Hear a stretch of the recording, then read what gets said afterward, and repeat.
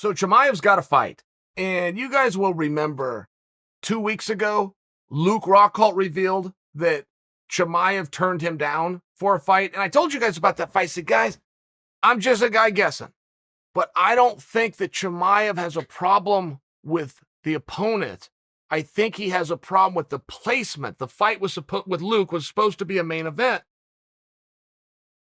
Chimaev had COVID.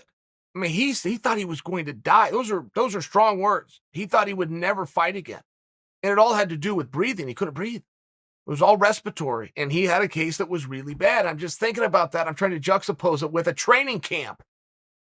With this long layoff that he had, where no work was being done. That's very different. Being removed from competition, but you're doing the event, the sport each day, is very different than doing absolutely nothing and then returning. That's the only reason I bring that to you. And I just thought, 5-round atmosphere, that's tough. That would be very tough on somebody that was having a hard time getting a breath 4 months ago.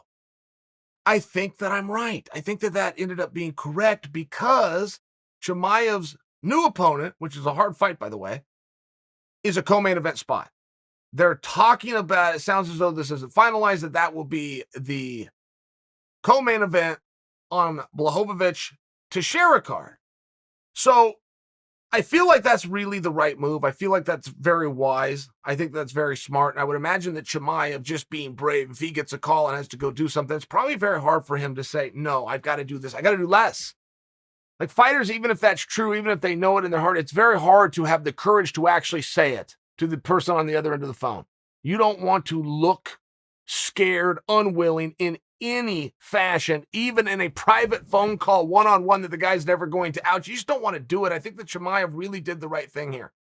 And I'm not a prude. I'm all for harder, more, stay active. I love the Chimaev experiment. I love going up to 85 and dropping down to 70 and doing back-to-back. I'm into the whole thing. This one time, because of what he went through, returning from that, slow it down just a little. Co-main seems very, very appropriate for me. And that's a great act, by the way, to lead you right. I mean, what a good card, right into Teixeira, Blachowicz. And Blachowicz, it turns out, is a lot better than we all knew that he was. Like when he fought, go back to Rockhold, but when he caught that shot and put Rockhold down, it looked as though he caught him. And even other fights that Blachowicz has had, it looked as though, okay, well, got lucky again, went out and did it again. I think where we really saw the skill, and we all had to stand back and go, whoa, this guy's not just dangerous, this guy's good. And it's a different, right? That Polish hammer makes him dangerous. What he showed us with Izzy showed us that he's good, in addition to powerful. And when you put him in there with somebody like Glover, I mean, there is many parts of that. Had I not seen Jan versus Izzy, this is an upset in the making. I mean, Glover Teixeira can deal with power, and Glover can bring a pace. Glover can weather a storm. Not all athletes can. Sounds simple. Maybe you think you're one of those guys. Until you are tested in battle, you do not know, can I weather a storm? Can I come back? Can I move forward when it's hard? Glover can. That's a real problem. That's a real thing that you're going to have to deal with. And I really feel as though all of the makings of an upset were in place. I still maintain that, just not quite as strong, because I saw something different from Blachowicz. I saw something different the night he fought Izzy. I used to give Blachowicz a hard time. I didn't like his call-outs. He calls out Cormier and he calls out Jones, who 1 week earlier, Cormier retired and Jones had left the division. It was just such a waste. I used to give him a hard time. I look at him differently now, though. I really do. He showed us something in that fight with Izzy, and he was not supposed to win that, if you guys will recall. He was the underdog going into that. He showed up anyway. He stayed composed. He had a plan. He executed. Credit. Doing that with Teixeira is different because the fight is going to be different.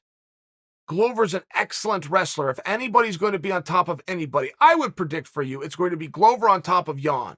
Now, I don't think they're going to go to the ground. I don't even think it's going to be a whole bunch of kickboxing. I think they're going to come forward with straight up There'll be some kicks slipped in there, but they're going to come out and they're going to brawl and they're going to do it with the boxing. Blachowicz is going to have that power.